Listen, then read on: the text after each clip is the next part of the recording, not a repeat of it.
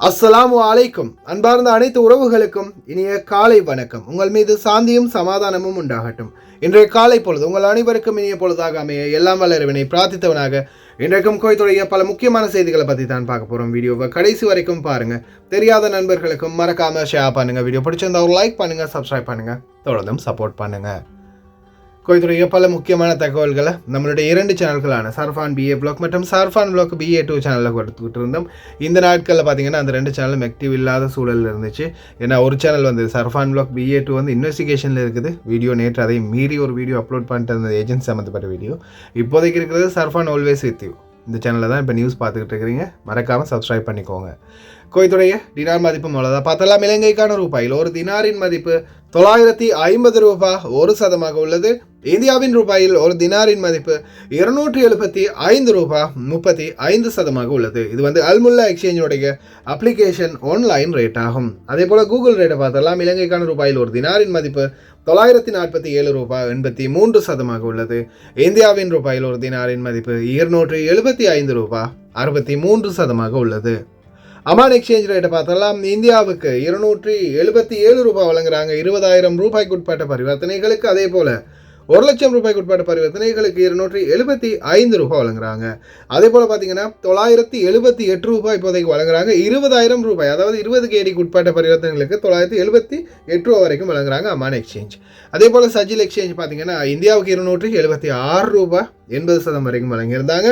அதே போல் இலங்கையை பொறுத்தவரையில் 972 ரூபாய் 9% வழங்குறாங்க 30,000 ரூபாய், அதாவது 30 தினாருக்கு உட்பட்ட பரிவர்த்தனைகளுக்கு.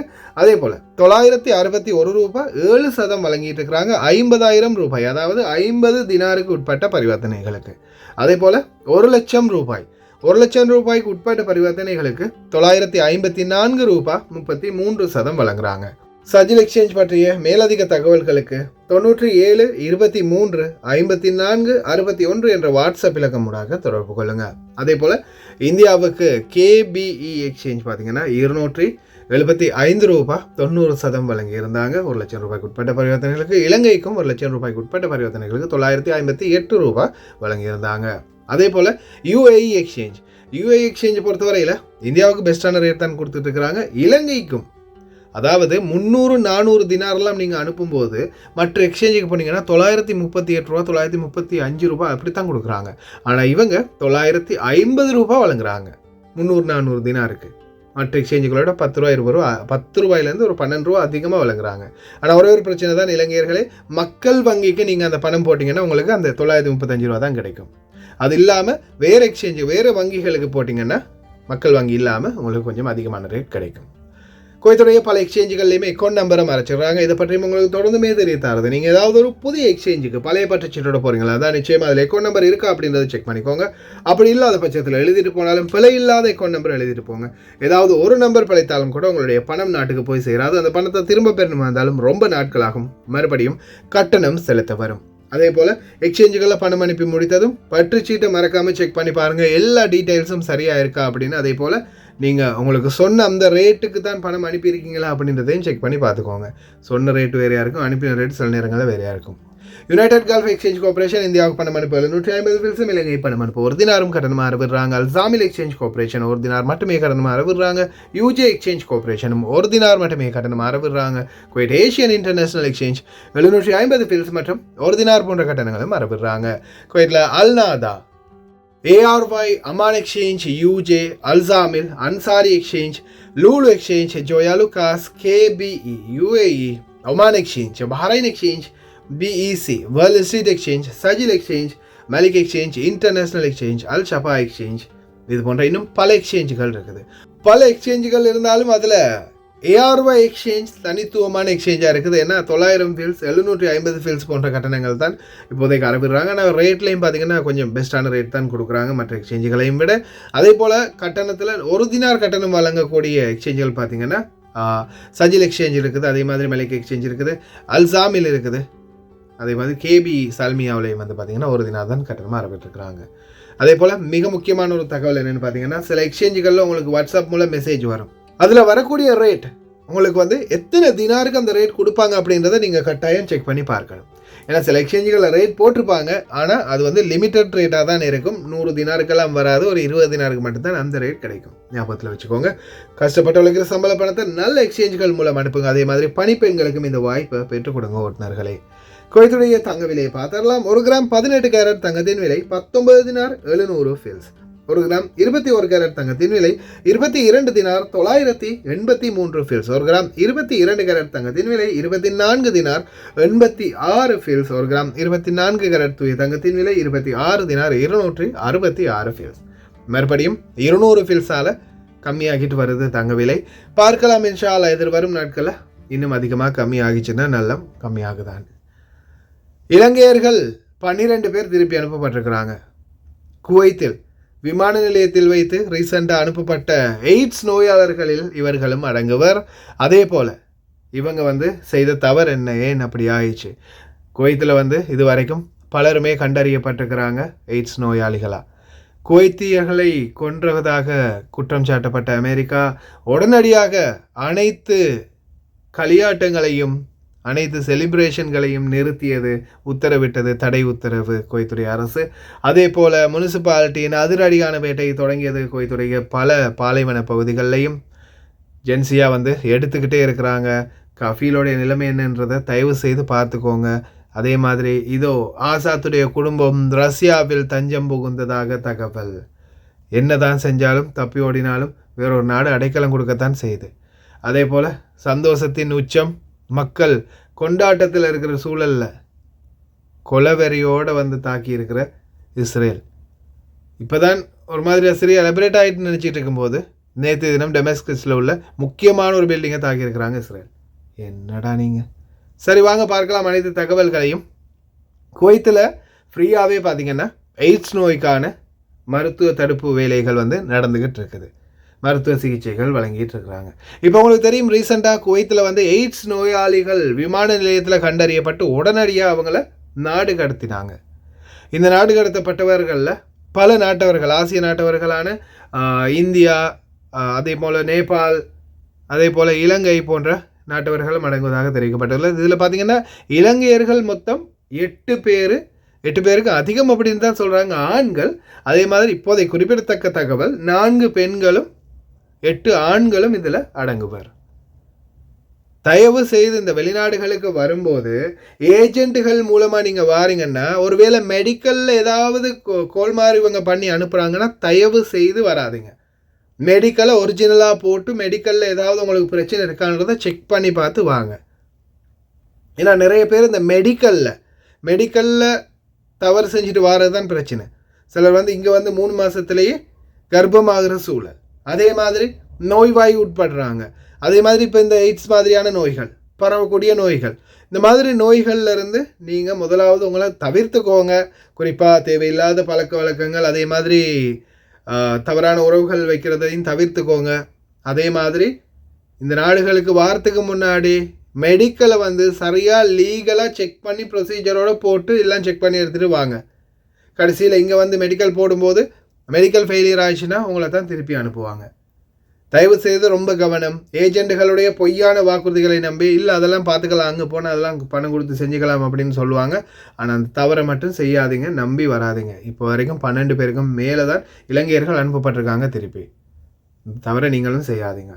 அடுத்ததா உங்களுக்கே தெரியும், ரீசெண்டாக 99 நாளைக்குள்ளே 9000க்கும் அதிகமான கேசஸ் பதிவு செய்யப்பட்டிருந்துச்சு. அதுலேயும் குறிப்பாக ஆர்டிக்கல் 8 குவைத்து குடியுரிமை மீறலில் அதிகமாக இருக்கிறதா தெரிவித்து உடனே குவைத்து குடியுரிமைகளை இப்போ பறிச்சுக்கிட்டு வராங்க. இந்த சூழலில் இப்போ ரீசண்டாக ஒரு சில கதைகள் நமக்கு செவியில் விழுந்த கதைகள், குவைத்து குடும்பங்களுக்குள்ள நம்மளுடைய வீடுகளில் இருக்கிறவங்க பேச்சுவார்த்தைகள் பேசும்போது கிடைத்த தகவல்.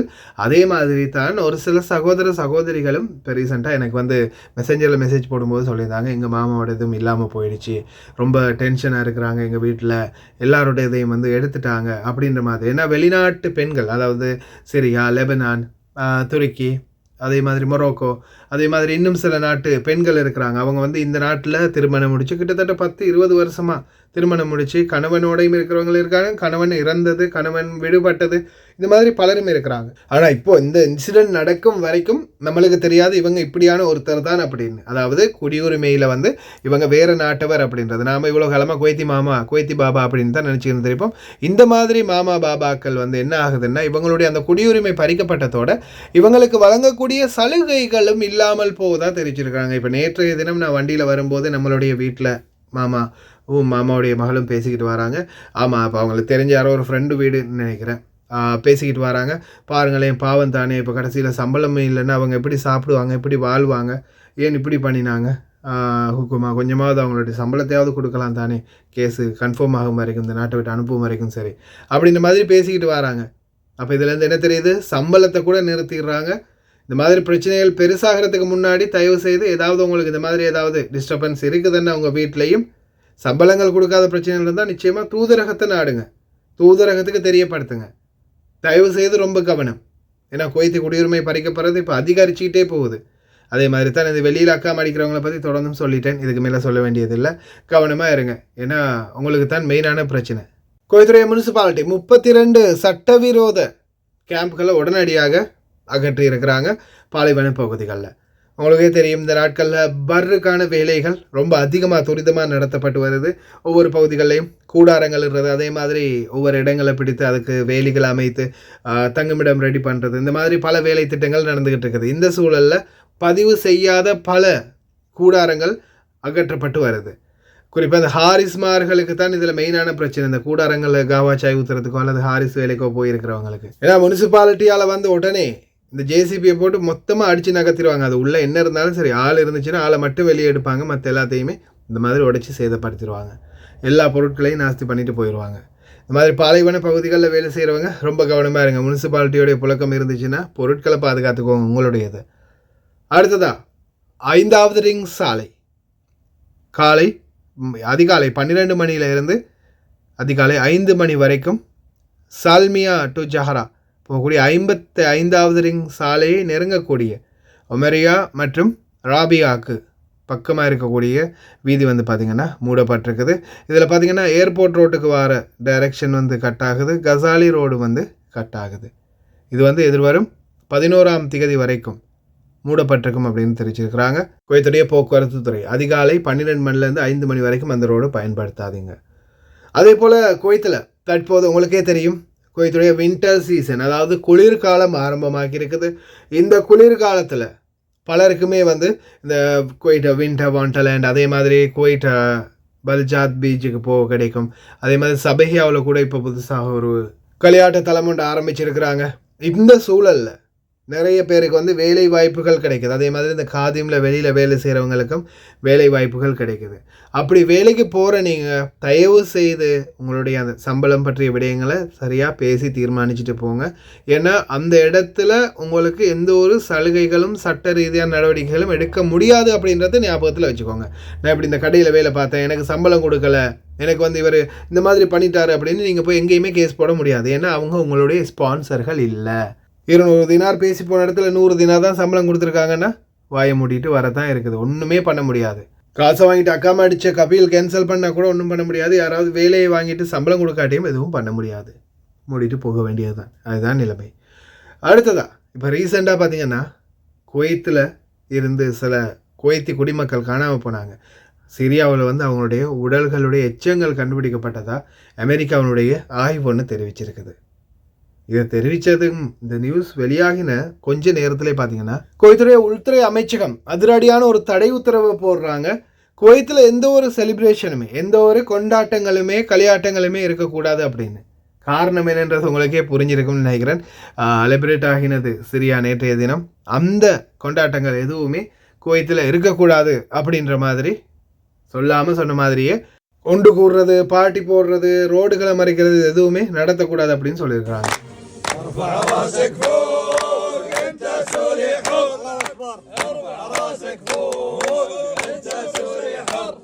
எப்போவுமே அரசாங்கம் ஏதாவது ஒன்று சொன்னால் அதுக்கு மாற்று கருத்து தெரிவிக்கிறதுல முக்கியமான ஒரு ஆள். அவருடைய கருத்தை பாருங்க. مبروك مبروك صباح الخير مبروك اهلنا في سوريا الف ما اعرف ازغرط والله مبروك قسما بالله يوم احسه يوم عيد اليوم هذا يوم عيد. بس لحظة شوي، وين مع النظام وين راحوا؟ كلهم ما شاء الله فرحانين كلهم بالشارع. لا لحظة وقف التصوير شوية لحظة. ما فهمت.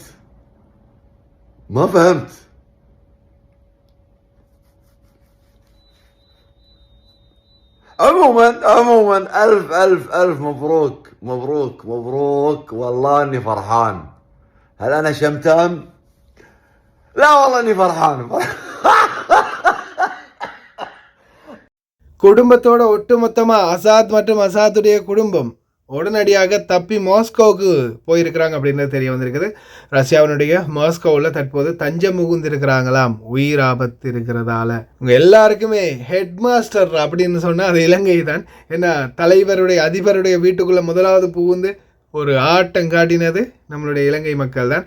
இப்போ ஒவ்வொரு நாடுகளையும் நடக்குது. இப்போ நேற்றைய தினம் சிரியாவில் நடந்த சம்பவத்தை பாருங்க.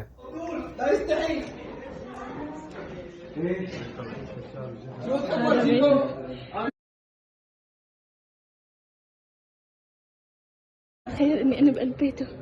لا والله حلو بس البيت اقسم بالله حلو. يخرب بيته شو حلو البيت.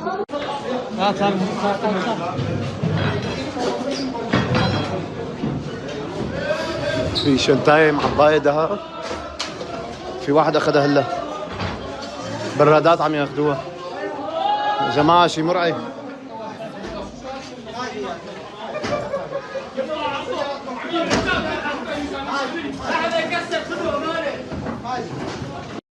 هاي غرفة بنته انهبت هبي. كانت غرفة بنته الله ما يردها. وين قسم الرجالي عمو؟ رجالي وين رجالي؟ بيبينا تحت ولادي فوق محير هو في تنزيلة.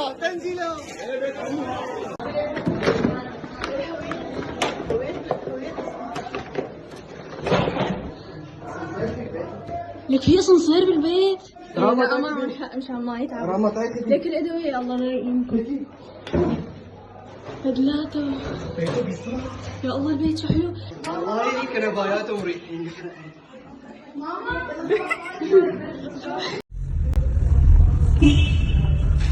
هات لك واحدة لامبورجيني ابو الفوز.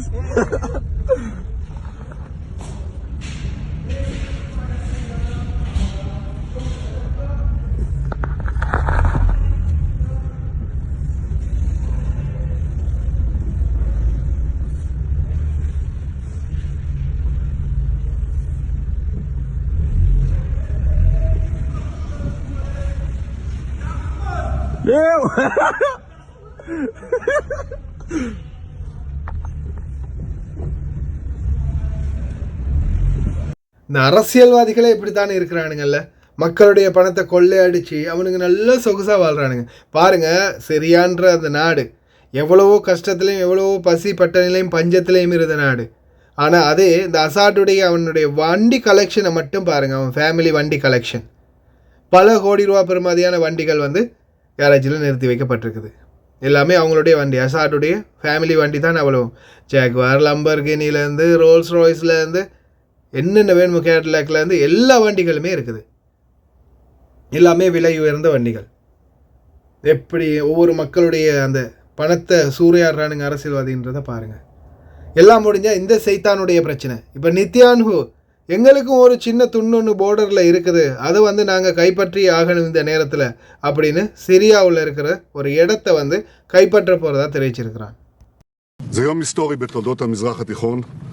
משטר אסד חוליה מרכזית בציר הרשע של איראן. המשטר הזה נפל. זוהי תוצאה ישירה של המכות שהנחתנו על איראן ועל חיזבאללה, התומכות העיקריות של משטר אסד. זה יצר תגובת שרשרת ברחבי המזרח התיכון של כל אלה שרוצים להשתחרר ממשטר הדיכוי והרודנות הזה. זה כמובן יוצר הזדמנויות חדשות, חשובות מאוד למדינת ישראל, אבל זה גם לא נטול סיכונים.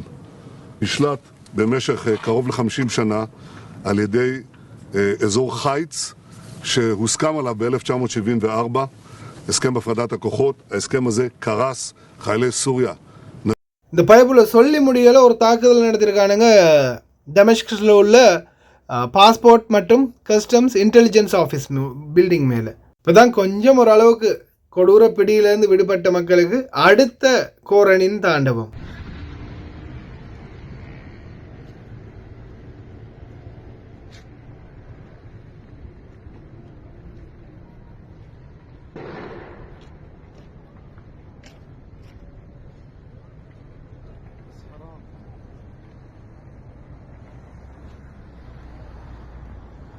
யாரோ ஒருத்தர் தான் நேற்று கமெண்ட் போட்டிருந்தாருப்பா, ஆமாப்பா நீ சொன்னது உண்மைப்பா, அவன் வாயில் சீனி அள்ளி போடணும். இந்த அரபு நாட்டு யுத்தம் முடியவே முடியாது, இந்த உலகம் அழியும் வரைக்கும் இந்த யுத்தம் தொடர்ந்துக்கிட்டே இருக்கும் அப்படின்றது தான் உண்மையான கருத்து போல இருக்குது.